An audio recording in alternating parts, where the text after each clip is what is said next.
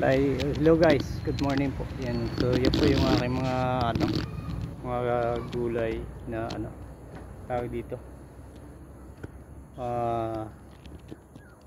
Anong tawag dito si Batchik? Kalmismis. Ayan po. Kalmismis pala po. So ayan po yung ating pinitas na kalmismis, no. Pipitasin na po natin, malalaki na pang gulay. So wala po kami ngayon gugulayin. So ayan po siya. Yan.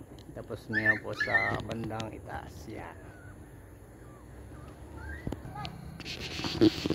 Yan po. Tignan natin ang pagpitas.